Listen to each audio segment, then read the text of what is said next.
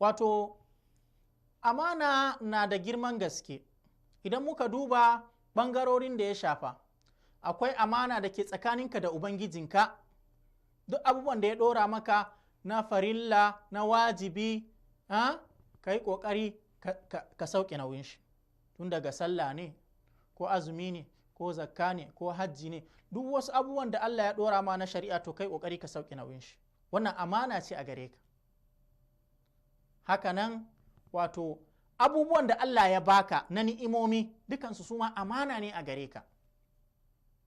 Misali, ‘ya'ya da Allah ya baka amana ne. Idan baka sauke nauyin da Allah ya ɗora ma game da su, Allah zai tambaye ka, ka ci amana. Haka iyalinka amana ce gare ka. Hakanan wato in mulki ma Allah ya baka shi ma amana ne. Idan baka sauke nauyin nan da Allah ya ɗora ma ba, hakika ka ci amana.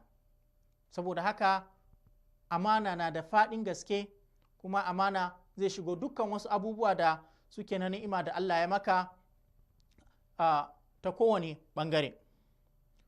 Alaƙanka da mutane ko alaƙanka da Ubangijinka. Hakanan alaƙanka da dukiyanka ko da dukiya da Allah ya baka, duka shi ma amana ne wannan, domin za a tambaye ka game da waɗannan dukiyan da aka baka. Ranar alkiyama ba wani ɗan adam ba zai gusa ba ya taka gaba, ya yi taku zuwa gaba, sai an tambaye shi duk abin da ya samu, ta yaya ya samu wannan abin, kuma ta ina ya sarrafa wannan abin, yaya ya samu abin, sannan ta ina ya sarrafa waɗannan abubuwan. Kar mu manta da jinka, da ganinka, da zuciyanka, duk sai an tambaye ka game da su, yaya ka sarrafa su ranar alkiyama. Qul inna sam'a wal basara wal fu'ada kullu ula'ika kana anhu mas'ula. Duk waɗannan abubuwan amana ne a gare ka. Idonka me ka gani da shi tun lokacin da Allah ya kawo ka aka kallafa maka shari'a ta kanka, tun balaganka me ka gani, halal ka gani ko haram. Duk waɗannan abubuwan fa ana sajjala su, ana rubuta su ne, kuma za a zo a tambaye ka. Kallon abubuwa na batsa ka riƙa yi, kallon littafin Allah kai kana karantawa, ayyukan alheri kai ka kalli, duk sai an tambaye ka game da shi. Me ka saurara, me ka ji karatun alkurani ne da kunnen da Allah ya baka, ka ji ayyuka na alheri ne, ka ji kalamai masu kyau ne, ko ka tsaya wurin da ake kalamai na batsa da sauraron kiɗe-kiɗe da raye-raye da sauran abubuwa. Duk wannan sai an tambaye ka, saboda an baka amanan su ne, yaya ka sarrafa su, me kai da su. Haka zuciyanka, hankalinka, duk sai an tambaye ka komai. Kuma a ranan da ba ka da wani abun da za ka iya kare kanka da shi, balma gaban naka su za su zo su shaide ka. Yawma tashhadu alaihim alsinatuhum wa aidihim wa arjuluhum bima kanu yaksibun.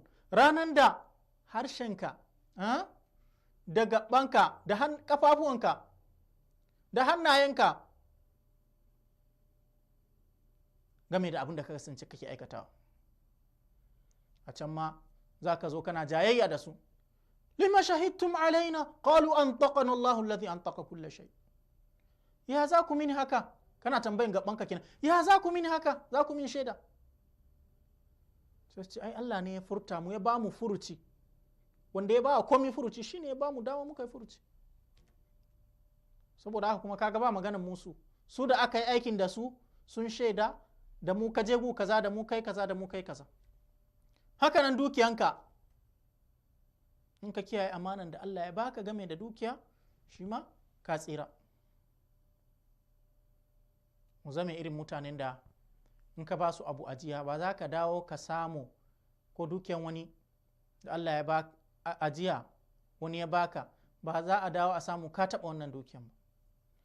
Idan mun tuna kissan mutane uku da suka shiga kogo, dutse ya rufe da su, a cikinsu akwai mutumin da wani ya zo ya yi aikin ƙodago a gunshi, da ya ba shi dukiyan shi, ladan shi na wannan aikin, bai karɓi dukiyan ba, bai karɓi ladan ba, sai ya tafi.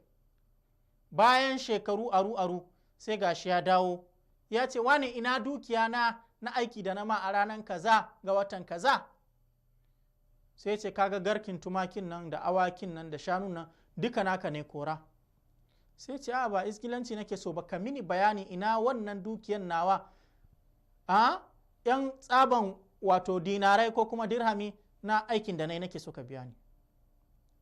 Sai yake cewa ai naka ne, na haɓaka su ne, na ajiye masu, na haɓaka su, su ne suka haɓaka suka zama haka.